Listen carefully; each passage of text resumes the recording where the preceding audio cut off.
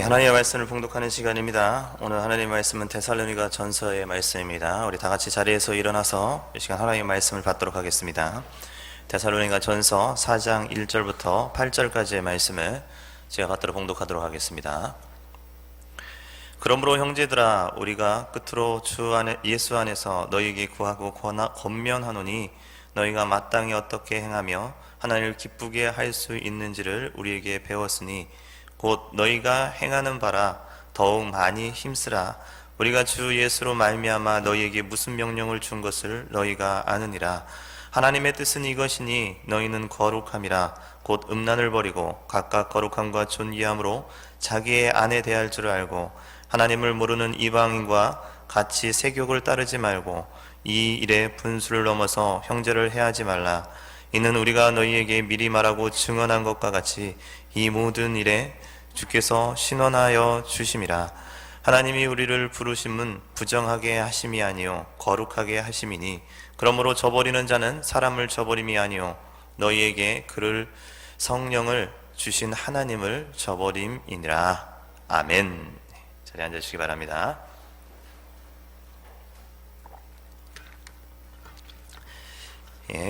잠깐 기도하도록 하겠습니다. 하나님 감사합니다. 오늘도 이 예배의 처소에 나올 수 있도록 허락하심을 감사드립니다. 이 시간 아버지 하나님, 우리가 집중할 수 있게 하시고 말씀에 집중하게 하시고 찬양에 집중하게 하시고 기도에 집중하게 하시고 더욱더 성령님께 집중하는 시간 될 수 있도록 허락하여 주시옵소서. 우리를 방해하는, 우리의 혼미하게 하는 그런 악한 사단의 세력은 이 시간 선포하오니 예수 그리스도의 이름과 성령의 권능으로 명하노니 모두 물러갈지어다. 우리를 주님 집중할 수 있도록 허락하여 주시옵소서. 걸어가신 예수 그리스도의 이름으로 기도드리옵나이다. 아멘. 저는 여러분을 바라봅니다. 오늘도 저를 통해서 말씀하시는 주님을 바라보시기 바랍니다. 오늘 말씀은 관계에서 거룩을 유지하라 하십니다 라는 말씀을 제목을 가지고 이 시간 함께 나누면서 나아가려고 합니다. 한 주간 거룩에 대해서 계속해서 묵상해 보았습니다. 거룩이 무엇일까 라는 부분에 대해서 쭉 묵상하고 또 알아가면서 이렇게 쭉 갔는데, 생각지도 않은 다양한 해석들과 다양한 감동으로 저에게 하나님이 부어주신 것을 제가 느낄 수가 있었습니다. 특별히 거룩은 하나님의 뜻이라는 것을, 그 정의를 다시 한번 성경을 통해서 바라보게 되었습니다. 성경에는 하나님의 뜻이 참 많이 나타나 있습니다. 하나님의 뜻을, 이것이 하나님의 뜻, 이렇게 해서 하나님의 뜻대로 살아라 라는 말씀이 얼마나 많은지 각 성경마다 한 번씩은 꼭 등장할 정도입니다. 이러이러하니까 너는 하나님의 뜻을 따라라. 이러이러하니까 너는 하나님의 뜻대로 행하라. 이러이러하니까 너는 하나님의 뜻을 생각하고 묵상하라 라고 되어 있지만 정작 하나님의 뜻은 무엇인지 말씀은 하지 않고 있다는 겁니다. 하나님의 뜻은 따르라고 했는데 하나님의 뜻이 무엇인지 말하고 있지 않다는 거예요.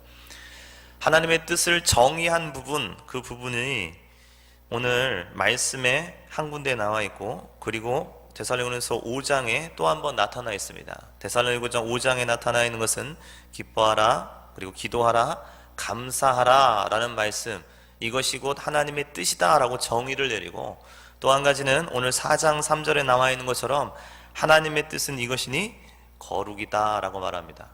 우리가 거룩한 것은 하나님의 뜻이라고 말할 수 있습니다. 특별히 본문에서 나오는 이 거룩이 무엇일까 우리가 한번 더욱더 생각해 볼 필요가 있습니다. 여러분, 지난해 동계수련회 참석했던 사람들은 김군주 목사님을 통해서 거룩이 무엇인지 우리 레위기 말씀을 통해서 그것을 들은 적이 있을 겁니다. 내 일상생활에서 밭에서 내가 가꾸고 있는 밭에 귀퉁이를 남겨놓는 것, 내가 다 거두어들이지 않고 귀퉁이를 남겨놓는 거죠. 그것을 고아와 과부와 객, 즉 지금 현재 사회에서 가난하고 소외된 사람들을 위해서, 그들을 위해서 남겨놓는 것, 그것이 거룩이라고 구약 성경에서 말하고 있습니다.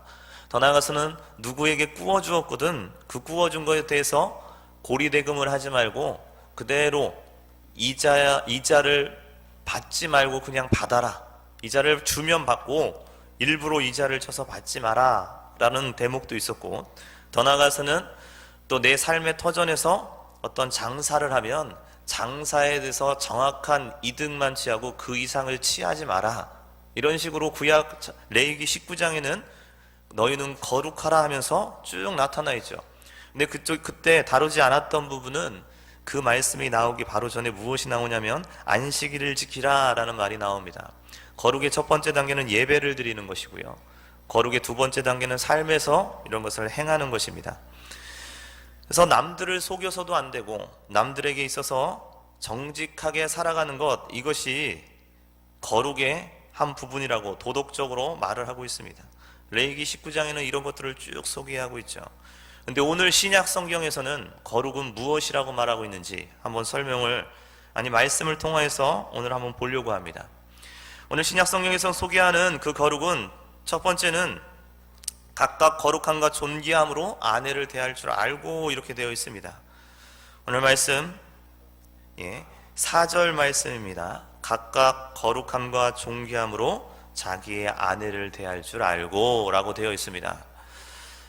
이 아내를 대한다 라는 말에서 우리가 결혼을 한 사람 같으면 아내를 아주 귀하게 여기는 것을 말할 수 있습니다. 하지만 우리 청년에 맞추어 본다면 이성 친구에 대해서 말할 수가 있습니다. 근데 여기 보면 4절에 자기의 라는 말씀에 의해서 그 각주를 보면, 성경책 밑에 각주를 보면 그 각주에 뭐라고 되어 있냐면요, 자기 몸을 절제할 줄 알고 라고 되어 있습니다. 그러니까 자기 몸을 절제해서 아내를 대하라 라고 말을 하고 있다는 거죠. 이렇게 말한다는 것은 우리가 이성 친구에 있어서도, 청년부 자체 내에서도 이성 친구에 있어서도 자기를 절제할 줄 알아야 된다는 겁니다. 자기를 절제해서 이성 친구를 대해야 된다는 거죠.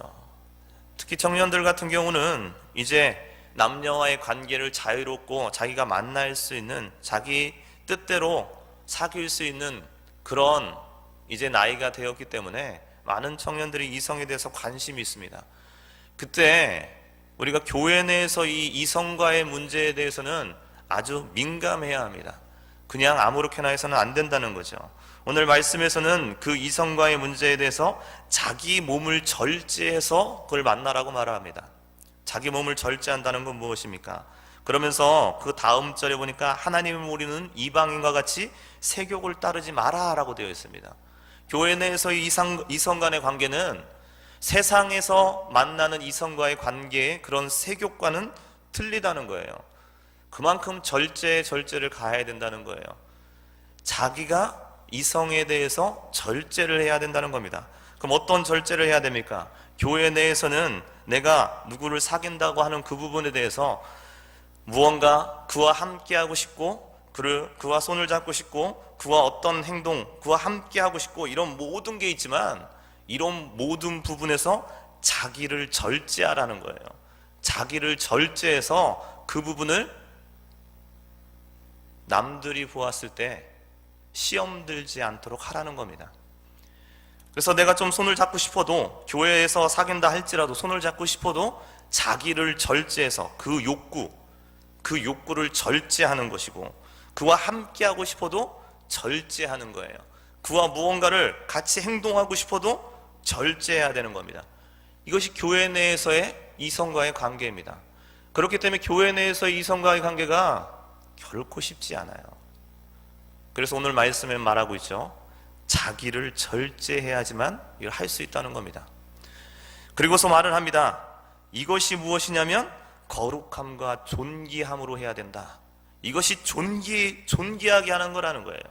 내 이성 친구를, 이것이 내가 절제함을 통해서 그가 존귀하게 된다는 겁니다. 존귀하다는 것은 무엇입니까? 아주 귀하다는 거예요. 아주 귀하다는 건데, 내 이성 친구를 내가 그렇게 나를 절제하지 못하고 이렇게 한다고 한다면 그것은 내가 그를 존귀하게 여기지 않는 겁니다. 우리는 많은 것을 경험하게 됩니다. 교회 내에서 이렇게 보면, 교회 내에서 누군가를 사귀게 되면 그 사귀는 것을 사귀다가 자기가 마음에 안 들어서 얼마 사귀다가 헤어진다면 그것이 과연 그 사람을 존귀하게 여기는 건지 아닌지 우리가 한번 생각해 볼 필요가 있다는 겁니다. 저 사람을 만나서 내가 사귀지만 한 1, 2개월 만나다가 헤어져 버려요. 헤어져 버린다면 그것은 처음 만나기 시작하기 전부터 그를 존귀하게 생각해서 만나지 않은 거죠. 그럼 벌써 거룩하지 않게 되는 겁니다. 교회 내에서 무슨 저런 말씀을 할까라고 말씀할 수도 있지만 정확하게 성경의 말씀입니다. 이제는 이런 말씀을 여러분이 들어야 할 때입니다. 더 이상 무분별해서는 안 된다는 거예요. 교회 내에서는 질서가 있는 거고, 교회 내에서는 이성을 사귄다 할지라도 그런 부분이 정확해야 된다는 겁니다. 하지만 내가 결혼해야 될 상대라면 그 부분에서 또 자유로울 수 있습니다. 하지만 이성 교제를 하고 있다고 했을 때는 절제를 해야 되는 거예요. 어떻게요? 자기가 스스로 자기 몸을 절제해야 된다고요. 그래서 아주 귀하게 여겨줘야 돼요. 혹시 내가 사귀다가 그와 헤어지게 된다면 그를 존귀하게 여기기 때문에 나와 헤어지고 나서 그 이후에 아무 일도, 다른 누군가가 사귀어도 아무 일도 없을 수 있도록 그를 존귀하게 여겨야 되는 거죠. 그렇기 때문에 교회에서는 어느 교회나 가든 그렇게 말을 해요. 누구와 사귄다는 걸 절대 비밀로 해라 라고 하는 청년부가 참 많습니다.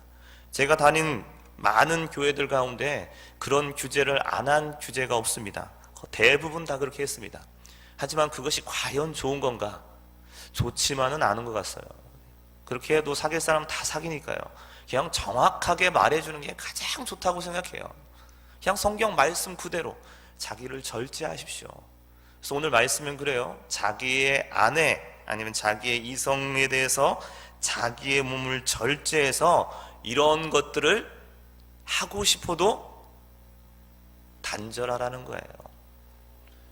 근데 세상에 나아가서 아무도 없는데 지들 둘이 손잡고 다니든 말든 그거는 상관하지 않습니다.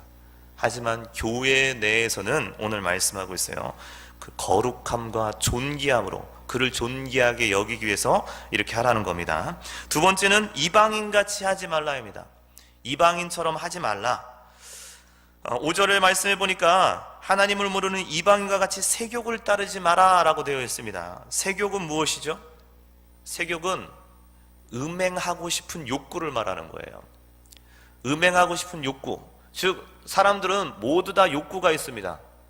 돈을 벌고 싶은 욕구, 그리고 뭔가 즐기고 싶은 욕구, 이성을 사귀고 싶은 욕구. 때로는요, 남자 여자로 하나님이 만들었잖아요. 남자 여자로 만들었기 때문에 남자는 여자에 관심 있고 여자는 남자에 관심 있게 만들었어요. 이 관심을 못 갖는 것이 어쩌면 조금 이상할 수도 있어요. 아직 때가 되지 않았거나 아니면 무언가 애매하거나 남자에게 큰 상처를 받았거나 여자에게 큰 상처를 받았거나 그래서 관심이 없을 수도 있어요. 하지만 그게 정상적이라면 이 욕구가 있다는 거예요. 모두 다 욕구가 있다는 거예요. 이 욕구의 선을 지키면 이것은 하나님이 허락하신 욕구대로 살아가는 겁니다. 내가 누군가를 만나서 정상적인 이성교제를 하면 이것은 하나님이 나에게 허락한 욕구대로 행하여 나가는 거예요. 하지만 이 선을 넘어가는 순간 이것은 뭐냐면 욕심이 돼요. 욕심. 그래서 이성에 대한 욕심이 되어서 이걸 넘어가 버리면 이게 색욕이 됩니다. 색욕. 그래서 뭔가 안고 싶고 뭔가 하고 싶은데 그거를 넘어가면 색욕이 되죠. 이 욕심에 관련된 문제입니다. 색욕이라고 해서 그냥 음행에 관련된 문제인 것 같지만 음행이 내 안에 나와 관련 있는 사람과 손잡는 건 상관없는데 나와 관련 없는 사람과 손잡고 막 길거리 다니고 내 여자친구 있는데 그렇게 한다는 것은 무엇을 말하는 거죠? 기분 좋으세요 그러면? 우리는 그건 혼돈하다라고 말하죠. 혼돈하다.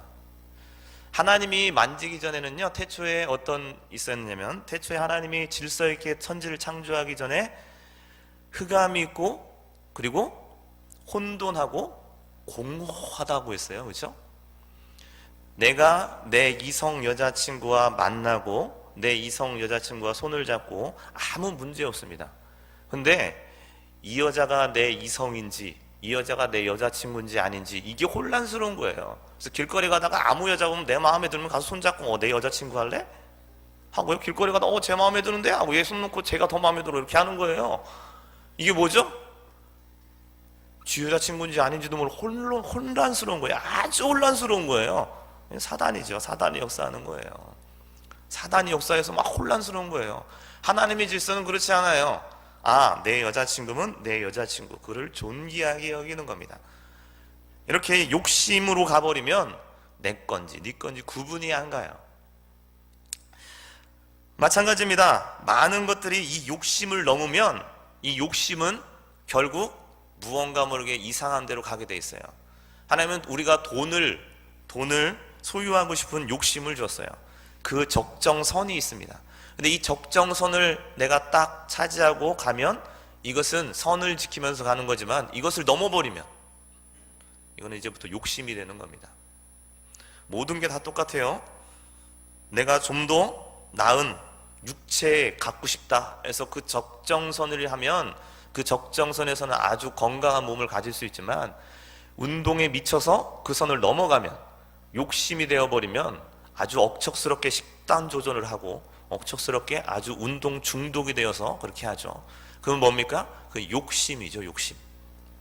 공부도 마찬가지예요. 그리고 밥 먹는 것도 마찬가지고요.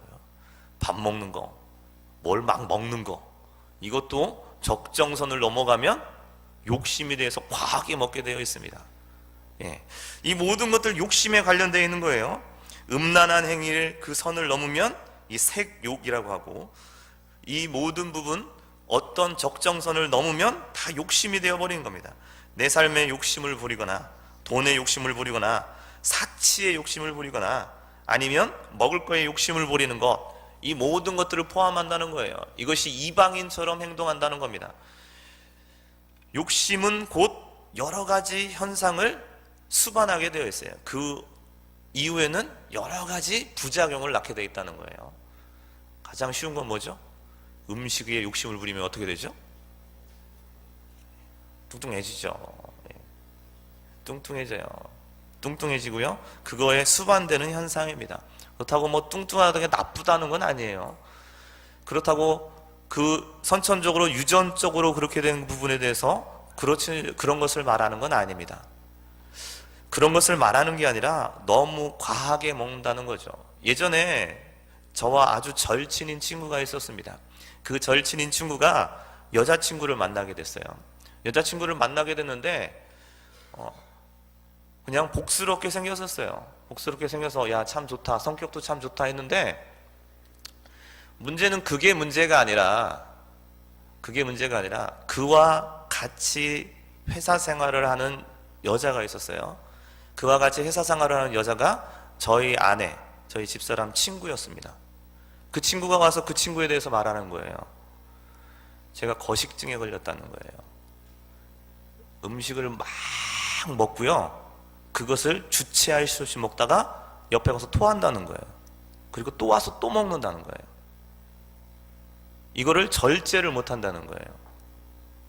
제가 그 친구에게 말했습니다. 얘가 이런 부분이 있다, 이런 욕심이 너무 과하다, 그래서 이걸 절제를 못한다 라고 했습니다. 저는 그 친구가 너무 절친이라서 그런 부분에 대해서 인정을 하고 이렇게 할 줄 알았어요. 근데 그 친구가 저를 떠나더라고요. 분별을 못하는 거죠.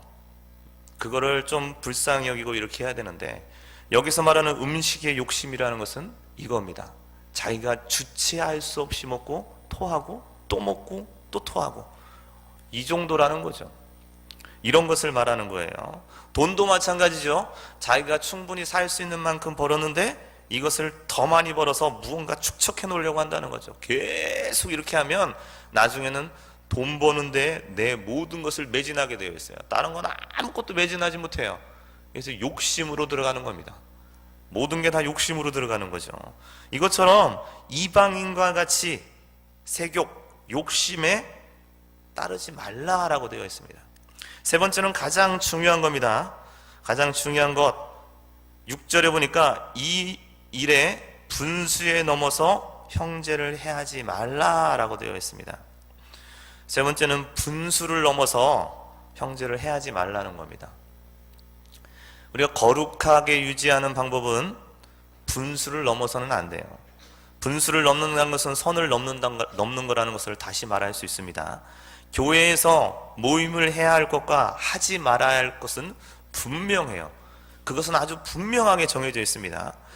그런데 교회가 교회 공동체인 그 공동체를 벗어나서 모임을 모인다면, 그것이 어떤 목적인가를 본다면 그게 정상적인지 비정상적인지 우리는 알 수 있습니다. 우리 셀은 무엇을 기초로 해서 여러분 모인다고 생각하십니까? 셀은 그냥 즐거우라고 모이는 걸까요? 셀은 그냥 여러분이 같은 나이 또래 모여서 즐겁게 지내고 교회에 떠나지 않을 수 있도록 묶어주기 위해서 이렇게 하는 걸까요? 셀은 절대 그렇지 않다는 거예요. 셀의 기초는 단 한 가지입니다. 바로 예수 그리스도예요. 예수 그리스도가 중심으로 돼서 셀이 모이는 겁니다. 결국 여러분이 셀을 모이는 것, 셀을 구성한 것은 예수 그리스도가 가운데 있고 그 예수 그리스도로 말미암아 함께 모이는 것, 이것이 셀이에요. 그래서 셀에서는 무엇을 해야 되냐면 예수 그리스도가 중심이 되어서 다른 사상은 절대 들어올 수 없고, 그날의 말씀과 그날의 예수 그리스도가 주신 감동을 가지고 서로 이야기하고 서로 나누는 거예요. 서로 나눔을 통하여서 그 셀이 온전한 셀이 되는 겁니다. 근데 예수 그리스도나 말씀은 사라져버리고 내 일상생활과 그냥 왔다 갔다 하면서 하는 나의 고민만 계속 얘기한다면 예수 그리스도는 사라져버리고 그냥 나의 말만 하고 끝나버리는, 그냥 나의 답답함만 말하고 끝나버리는 그런 모임으로 돼버린다는 거예요. 이건 예수 그리스도가 중심이 되지 않은 그런 셀이죠. 그 셀은 거룩하지 못한 겁니다. 거룩한 셀은 예수 그리스도가 중심이 돼야 되는 거예요. 다른 어떤 것도 중심이 될 수 없습니다. 그러면 세상에서 만나서 세상에서도 함께 어울리란 말씀 무엇입니까? 그것은 우리가 예수 그리스도를 중심이 돼서 셀에 모여서 함께 나누고 우리의 삶을 나누고 그러면서 예수 그리스도가 말씀하시는 그 성경 말씀대로 내 삶을 바꾸어 나가는 이런 모습이 그냥 교회에서 한 번 모이는 게 너무 아쉬워서 세상까지 나아가서 세상의 삶에서도 함께 만나고 함께 어울리는 것, 이것은 정상적이지만 그렇지 않고 이런 사상이었고 그냥 놀기 위해서 세상 가운데서 만나서 놀고 먹고 영화 보고 이런 짓을 한다면 주가 뭐가 된 거죠? 예수 그리스도가 주가 된 것이 아니라 먹는 게 주가 되고 영화 보는 게 주가 되고 함께 쇼핑하는 게 주가 돼버리면 셀끼리 모이긴 했지만 셀 모임이 될 수가 없습니다. 셀 모임의 연장이 될 수가 없어요. 그냥 놀기 위해서 모인 겁니다. 서로가 서로를 교제하면서 밥을 먹으면 좋은 거 아닙니까? 근데 그게 예수 그리스도를 기초로 해서 밥을 먹는 거냐, 예수 그리스도를 기초로 해서 영화를 보는 거냐, 예수 그리스도를 기초로 해서 함께 쇼핑하는 거냐, 여기에서 모든 모임을 본다면 이게 정상적인지 비정상적인지 분명히 우리가 판가름할 수 있다는 거예요. 예수님이나 말씀이 사라져버리는 단지 그런 모임이라면, 놀기 위한 것이 주가 되어버린다면 세상에서 모였다 한들, 교회에서 모였다 한들 그것은 더 이상 거룩한 셀이 될 수가 없습니다. 그건 셀이라고 말할 수가 없어요. 진정한 셀은 예수 그리스도가 중심이 되어야 되는 거죠. 이렇게 예수 그리스도가 중심이 되지 않고 자꾸 다른 것이 중점이 된다면 예배를 드리려고 할 때 예배를 절대 안 드리려고 합니다. 셀 나눔을 하려고 할 때 절대 나눔하려고 하지 않죠. 그래서 나눔이 조금 길어지면 사지가 뒤틀려요. 나눔이 좀 길어지면요 그만하고 밥 먹으러 가자고 그래요. 그러면 나눔이 주가 아니라 뭐가 주가 되는 거죠? 밥이 주가 되는 거죠. 빨리 밥 먹으러 가야 되니까 셀 예배 빨리 끝내자는 거예요. 빨리 놀러 가야 되니까 셀 예배 빨리 끝내자는 거예요. 그거는 셀이 될 수가 없습니다. 그건 절대 셀이 될 수가 없어요. 그거는 그냥 단지 세상의 육적인 모임이에요. 그런 육적인 모임, 이런 모임은 교회에서는 결코 허락될 수가 없는 겁니다. 교회는 예수 그리스도가 중심이 되고 예수 그리스도 안에서 모든 것을 나아가는 겁니다. 이것을 벗어나는 순간 서슴없이 걷잡을 수 없이 계속 나아가게 돼요. 제가 사역을 시작하면서 10년간을 셀을 봐왔습니다. 셀을 봐왔는데 모든 셀들이 어느 교회를 가든 똑같은 흐름을 타게 되어 있어요. 어떤 흐름을 타냐면 예수 그리스도가 중심이 아니고 다른 게 중심이 되면 서슴없이 계속해서 나아간다는 거예요. 더 나아가서는 세상에서 만나서 밥 먹고 놀고 영화 보고 이 선을 넘어서 이게 허용되면 그 다음에는 술 마시고 그리고 노래방 가고 서로 아주 서슴없이 세상 사람들처럼 이야기하면서 회포를 풀어요. 이것이 아주 잘 되는 셀처럼 주일날은 또 와서 아주 우리는 흡족하게 이야기를 나눕니다. 하지만 이것은 셀이 아니에요. 이것은 빨리 사라져야 됩니다. 죄송하지만 이건 빨리 사라져야 돼요. 서슴없이 계속 나아간다는 거죠.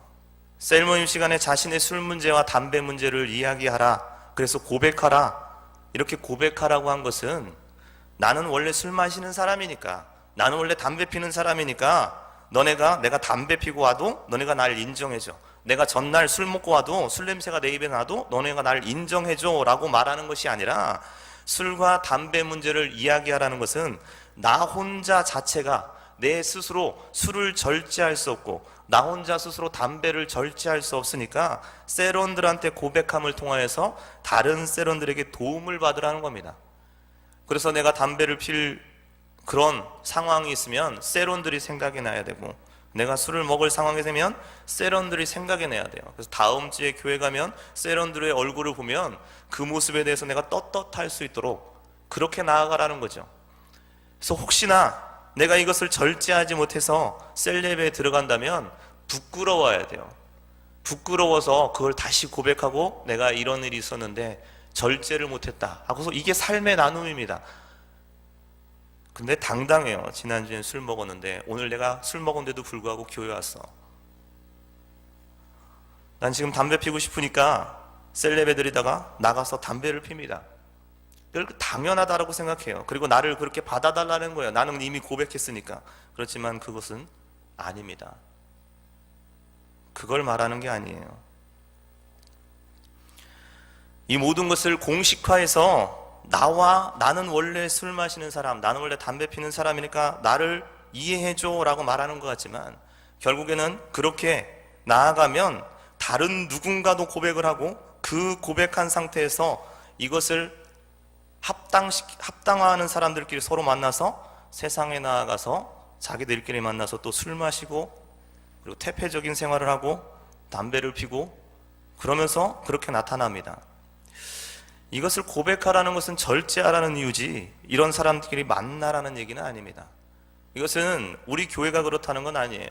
우리 교회가 이렇게 갈 수도 있기 때문에 미연에 방지를 하는 것 뿐입니다. 제가 셀을 10년 이상 봐왔다고 했잖아요. 똑같은 패턴이에요. 어느 교회를 가든 이 패턴으로 갑니다. 타락하는 순간 이 패턴으로 가요. 하지만 우리가 예수 그리스도가 중심이 된 그런 셀이라면 내가 조금 무엇이 잘못되고 무엇이 잘 되는지 분명히 안다는 거예요. 오늘 말씀 1, 2절에 보면 이렇게 되어 있습니다. 그러므로 형제들아, 우리가 끝으로 주 안에서 너희에게 구하고 권면하노니 너희가 마땅히 어떻게 행하며 하나님을 기쁘게 할 수 있는지를 우리에게 배웠으니 곧 너희가 행하는 바라 더욱 많이 힘써라 라고 합니다. 이미 배웠다는 거예요. 우리가 주 예수로 말미암아 너희에게 무슨 명령을 준 것을 너희는 이미 안다라고 해요. 그 아는 게 무엇이냐? 그것은 하나님의 뜻인데 그게 거룩이다 라고 말을 합니다. 거룩이 무엇인가요? 하나님의 뜻대로 행하는 것이잖아요. 하나님의 뜻대로 행하지 않고 다른 모습으로, 이미 어떤 게 하나님의 뜻이고 어떤 게 교회 다니는 모습인지 우리는 다 알아요. 아는데 그것을 그렇게 반대로 생각하면서 나아가서는 절대 안 된다는 겁니다. 이런 모든 것을 내가 절제할 수 없다고 한다면, 고백하고도 절제할 수 없다고 하면 다른 사람과 함께, 셀원과 함께 하지 마시기 바랍니다. 그냥 혼자 하세요. 혼자 하시고 다른 셀원들을 데리고 가지 말라는 거예요.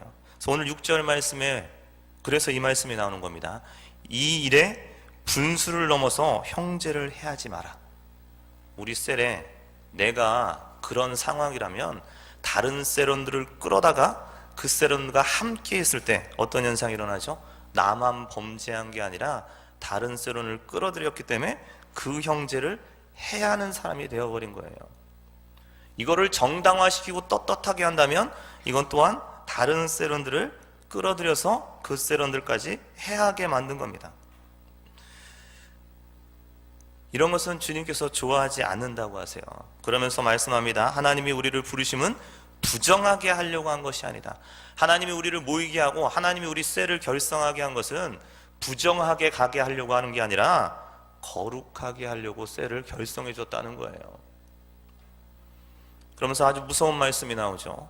그러므로 저버리는 자는, 이 거룩을 저버리는 그런 모임, 이 거룩을 저버리는 그런 교회, 이런 거룩을 저버리는 셀은 사람을 저버림이 아니요, 그 사람을 끌어들여서 그 사람까지 저버림이 아니요, 너희에게 그의 성령이 주신 하나님을 저버리는 것이다 라고 말합니다. 온전한 셀, 온전한 이성관계, 온전한 그리고 교회 생활, 이 생활에서 벗어나는 순간 이것은 사람을 버리는 게 아니라 하나님을 버리고 있다는 것입니다.